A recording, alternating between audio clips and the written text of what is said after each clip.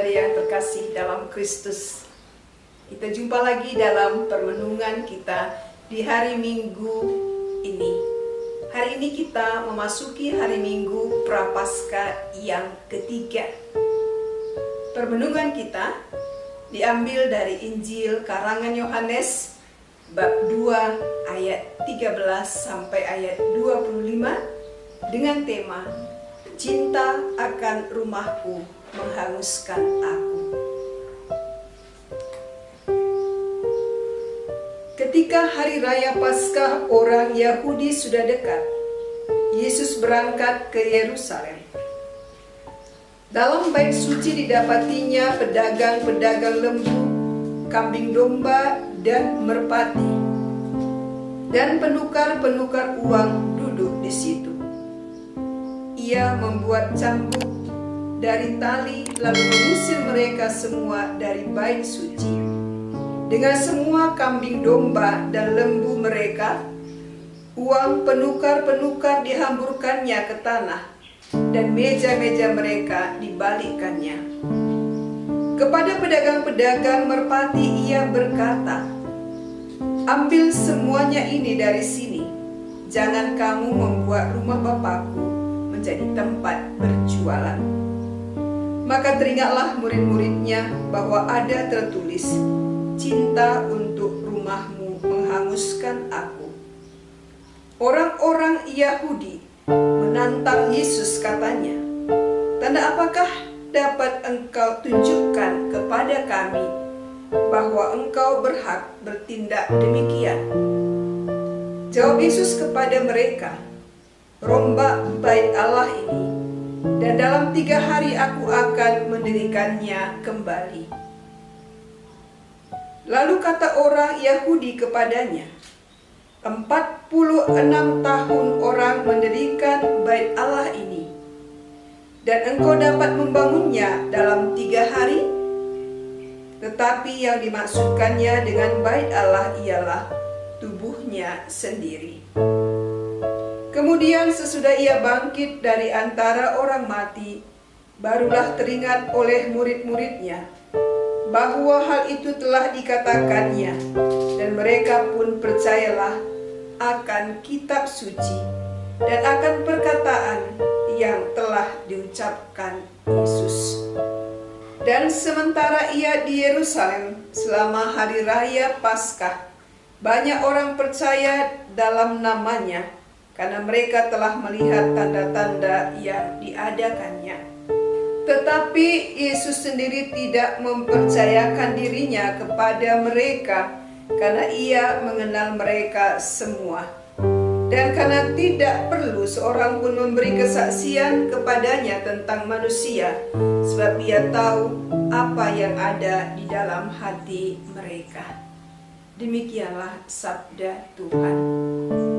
Saudara-saudari, ketika saya mengajar di sekolah, jika saya mau marah kepada anak-anak karena bandel, karena absen, tidak mengerjakan tugas dan lain-lain, saya menghukumnya dengan menuliskan kalimat tertentu sekian puluh halaman.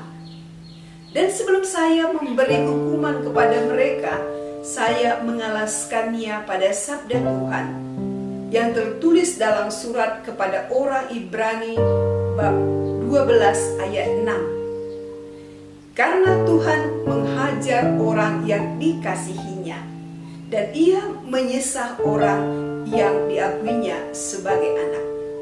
Maka saya juga berkata, karena saya mengasihi engkau, maka saya menghajar engkau. Hukuman suster ini bukan karena benci, tapi karena suster mencintai kamu, supaya kamu lebih rajin belajar, ingat jerih payah orang tua, jadi anak yang baik, pintar, dan nanti menjadi orang yang sukses. Cinta terkadang menuntut pengorbanan. Saudara-saudari, kemarahan tidak selalu harus ditafsirkan sebagai kebencian atau hilangnya rasa cinta dan belas kasih. Orang yang sedikit emosional gampang marah, kita sebut seorang pemarah. Dan kita belajar maklum dan mengerti padanya. Dan kemarahannya menjadi hal yang biasa bagi kita. Tapi kalau orang yang sabar, lemah lembut, berbelas kasih, mudah mengampuni, suka berkorban, dan selalu berusaha melakukan yang terbaik, dan tiba-tiba marah, bahkan kemarahannya luar biasa, kita akan menyimpulkan bahwa pasti ada sesuatu yang tidak beres dan sudah keterlaluan. Saudara-saudari, dalam bacaan Injil hari ini kita mendengar bahwa Yesus marah. Mengapa Yesus marah? Mari kita lihat apa yang terjadi. Ketika hari raya Paskah orang Yahudi sudah dekat, Yesus berangkat ke Yerusalem. Ketika sampai di Bait Allah yang terletak di pusat kota Yerusalem, Yesus sangat terkejut dan kecewa karena pelataran Bait Allah didapatinya dipenuhi oleh pedagang-pedagang lembu, kambing domba, dan merpati, dan penukar-penukar uang yang duduk di situ. Bagi Yesus, kondisi itu sama sekali tidak sesuai dengan martabat Bait Allah. Karena itu, Yesus langsung bertindak. Ia membuat cambuk dari tali, lalu mengusir mereka semua dari bait suci. Dengan semua kambing domba dan lembu mereka, uang penukar-penukar dihamburkannya ke tanah, dan meja-meja mereka dibagikannya. Dan kepada pedagang-pedagang merpati, ia berkata, "Ambil semua ini dari sini. Jangan kamu membuat rumah Bapakku menjadi tempat berjualan." Jelas alasan Yesus marah dan menegur orang-orang yang mengotori dan berjualan dalam Bait Allah itu. Bagi Yesus, Bait Allah dibangun sebagai tempat perjumpaan antara Allah dan manusia. Bait adalah tempat berdoa, membangun relasi yang intim dengan Allah, dan tempat setiap orang dapat menimba kekuatan dan inspirasi bagi hidupnya. Namun tujuan itu akhirnya menjadi terganggu dengan berbagai usaha bisnis dan kepentingan-kepentingan pribadi untuk mencari keuntungan. Ada satu ayat yang terkesan yang menjadi motif dan alasan Yesus melakukan hal yang begitu radikal, yakni ayat 17. "Cinta untuk rumahmu menghanguskan aku." Dan ini jugalah yang menjadi salah satu tuduhan yang dipakai oleh orang Farisi untuk menyalibkan dia. Saudara-saudari, tindakan Yesus ini hendak menyatakan cintanya kepada Bapa dengan membersihkan bait suci dari berbagai penyalahgunaan dan mencari keuntungan-keuntungan pribadi. Peristiwa ini menjadi peluang bagi Yesus untuk menyatakan bahwa dirinya adalah Bait Allah yang sesungguhnya, yakni pribadi yang menghadirkan Allah sendiri. Bahkan dialah Putra Allah yang menentukan sejarah penyelamatan umat manusia.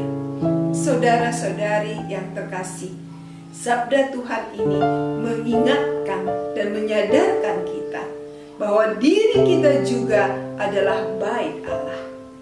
Dalam hidup kita, Tuhan menunjukkan kepada kita betapa tingginya nilai badan kita, betapa Dia menciptakan kita sangat baik adanya, secitra dengannya.